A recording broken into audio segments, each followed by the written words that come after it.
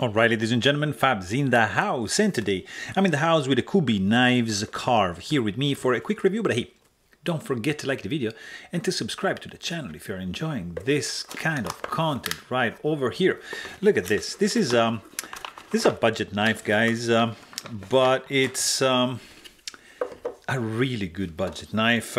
Kubey Knife, never heard of this brand, but I said let me check this out because you know, you guys requested me to review some more affordable knives, and here you have. So I'm on the hunt for something cool, something cheap, but something really good, and this is it, guys. Overall length on this one is going to be right a little bit under 8 inches, maybe 7.9, with 3-inch long cutting edge and a 4.6-inch long handle.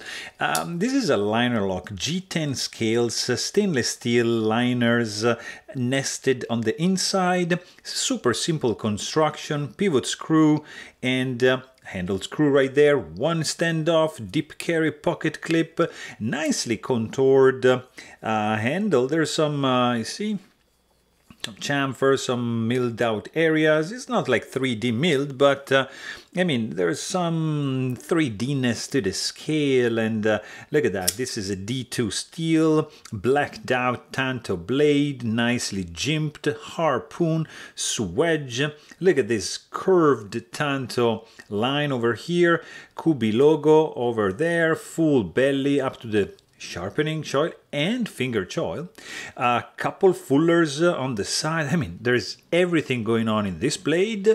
You've got your flipper tab, which is even like has a cutout on the inside, is jimped all the way like around here, not on this side, over here. I mean, there's enough room for the lock bar release, but what is really, really cool about this knife is the action, guys. Super fast and like this, ridiculously smooth. Like, look at this, guys.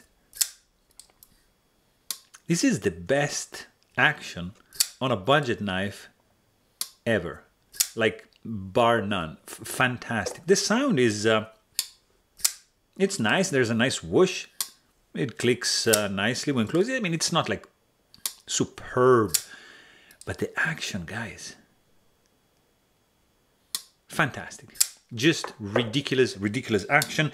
And let me just check the weight on this guy because it's not too bad. Let's check. There's a little bit of internal skeletonization going on, not too much. Yeah, 4.77 ounces, not super light, but it's super cheap. I think this guy is like 30 bucks, like 40 bucks. So it's not perfect. There's some fit and finish issues here, but guys, if you're looking for a budget knife, friendly, looking good, great action, fantastic grind. It's D2 steel, I know, but G10 handle, it's all right, because this is a cheap one and it's a fantastic one. But if you want to know more, please check out my full length review and don't forget to subscribe. Thanks for watching. Stay tuned.